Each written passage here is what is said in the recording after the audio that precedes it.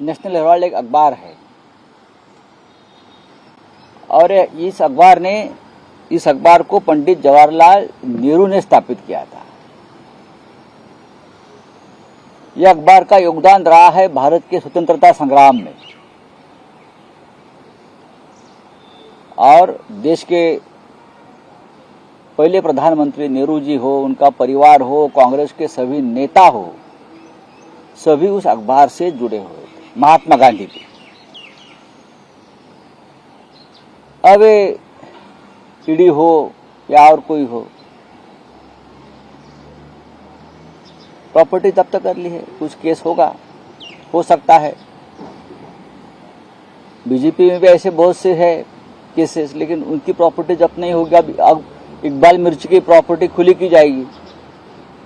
हमारे भी प्रॉपर्टी जब्त कर दी है, जिस घर में मैं रहता हूं वो प्रॉपर्टी भी जब्त है। जो हमारे विरोधी है, जो हमारे खिलाफ प्रचार कर रहे हैं चुनाव में, वो सभी को इस प्रकार से आप परेशान करेंगे। लेकिन जो आपके वॉशिंग मशीन में आ जाएंगे, उनकी प्रॉपर्टी छूट जाएगी। अब जो बीजेपी के साथ जो एनसीपी के लोग गए हैं, चाहे अजित पवार हो, चाहे प्रफुल्ल पटेल हो, चाहे हसन मुशर्रफ जी हो, हाँ, शिवसेना के लोग हो, उनकी भी प्रॉपर्टी ईडी ने जब्त कर ली थी। लेकिन अब मेरी जानकारी है अब वो छूट रही है। हमारी नहीं छूटेगी, हमारे बच्चों की प्रॉपर्टी नहीं छूटेगी, अनिल देशमुख जी की प्रॉपर्टी नहीं छूटेगी, लेकिन जो बीजेपी के साथ है उनकी प्रॉपर्टी छूटेगी। अब ये नेशनल हेराल्ड का जो मामला है, ये राजनीतिक मामला है, पॉलिटिकल मामला है। आप हम सबको दबाना चाहते हो, हमारे आवाज दबाना चाहते हो, लेकिन इतना आसान नहीं है। ये लड़ाई देश के लिए चल रही है, देश के लोकतंत्र के लिए चल रही है और ये चलती रहेगी। चाहे आप हमें गिरफ्तार कर लीजिए, चाहे हमारी घर, जमीन, जो भी थोड़ी बहुत प्रॉपर्टीज है वो जब्त कर लीजिए। ब्रिटिश काल में यही होता था, उस वक्त भी यही होता था। ईस्ट इंडिया कंपनी थी, अब वेस्ट इंडिया कंपनी है। चलने दो, देख लेंगे। बोलिए।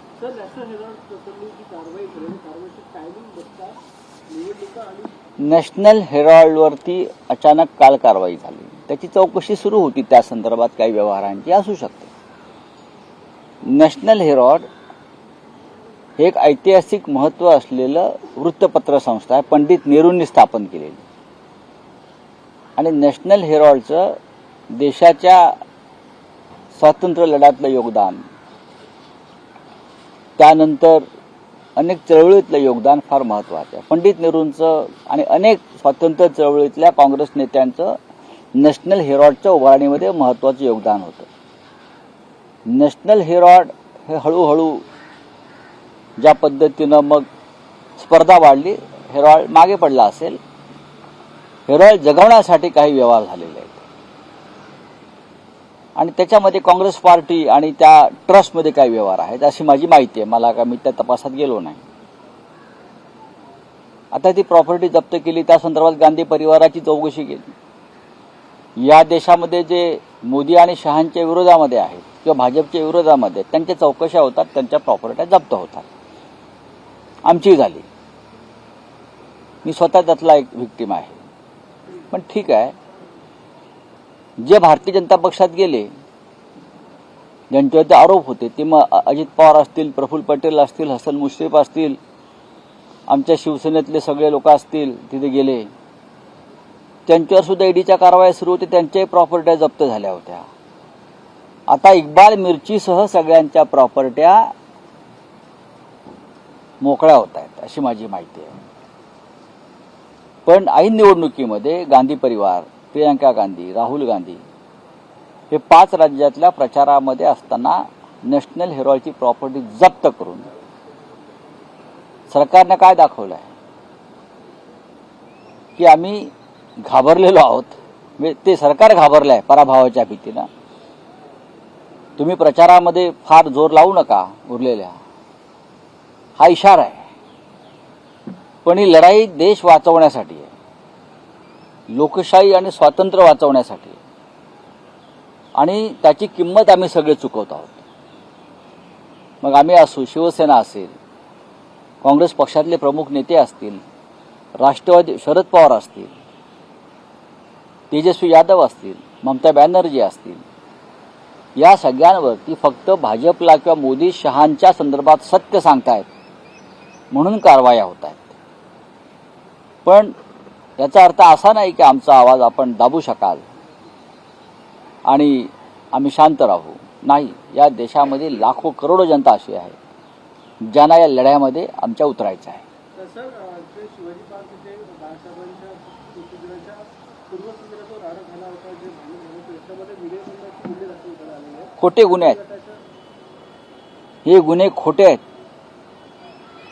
शिवसैनिकांवर तुम्ही तिथे जो काय रस्त्यावर संघर्ष झाला म्हणून विनयभंगाचे खोटे गुन्हे दाखल करता, ही विकृती आहे गृहमंत्रालयाची.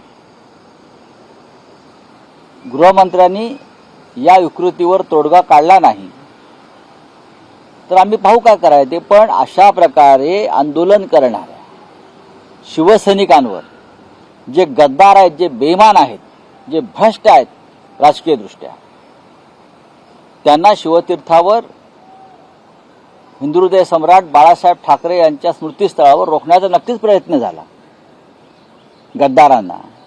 आणि तुम्ही त्यांच्यावरती विनयभंगाचे खटले दाखल करून या सरकारची विकृती, या गृहमंत्रालयाची विकृती उघड केली. ही विकृती महाराष्ट्राला बदनाम करते. पण लक्षात घ्या, मगाशीच मी सांगितलं, तुम्ही आमच्यावरती किती खोटे गुन्हे दाखल करा, आम्हाला अटका करा, आमचा संघर्ष चालूच राहील, न्यायालयात राहील आणि रस्त्यावर सुद्धा राहील. विनयभंगाचे गुन्हे दाखल करायचे असतील तर खरं म्हणजे ज्या महिला तिथे बेईमान गटाकडून घुसल्या आणि दादागिरी करत होत्या त्यांचे व्हिडिओ आपण पहा. काय पद्धतीने त्यांची भाषा आणि भूमिका होत्या, त्यांच्यावर तुम्ही काय कारवाई केल्या? हे कायद्याचं राज्य असेल तर असे एकतर्फी कारवाई करणं यालाच विकृती म्हणतात. देवेंद्र फडणवीस हे राज्याचे गृहमंत्री आहेत की नाहीत, की त्यांना कोंडून ठेवलंय आणि दुसरं कोणीतरी राज्य करत आहे, गृहमंत्रालय चालवत आहे, हे आता पाहावं लागेल. सर, राहुल गांधी का बयान आया प्रधानमंत्री को लेके और जो वर्ल्ड कप हारे हैं उसको लेके, क्या कहना है प्रधानमंत्री? बात ऐसी है कि एक ट्रेंड चल रहा है सोशल मीडिया पे, लेकिन हम हमेशा प्रधानमंत्री पद का सम्मान करते हैं. आप व्यक्ति के ऊपर टीका टिप्पणी कर सकते हो, लेकिन राष्ट्रपति है, प्रधानमंत्री है. लेकिन अगर लोगों की भावना राहुल जी ने रखी है तो उनका एक भाषण करने का अपना अंदाज है, इतना मैं कहूंगा. सर, धनगर समाज ने कल जालना में पथराव किया है मराठा आरक्षण को लेकर. इस राज्य में लॉ एंड ऑर्डर की परिस्थिति दिनों दिन बहुत ही गंभीर होते जा रही है.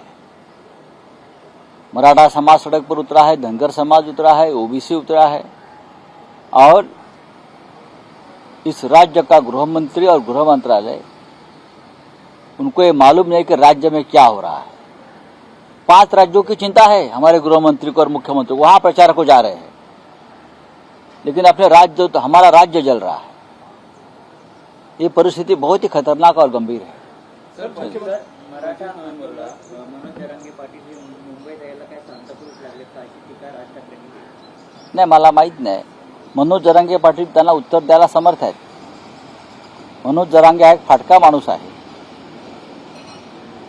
तो त्याच्या समाजासाठी लढतोय. आमच्या सगळ्यांच्या भूमिका आहेत, जे आम्ही राष्ट्रपतींनाही सांगितलेलं आहे जाऊन सगळ्यांनी, की सर्वसमावेशक असा तोडगा निघावा आरक्षणाच्या मुद्द्यावर.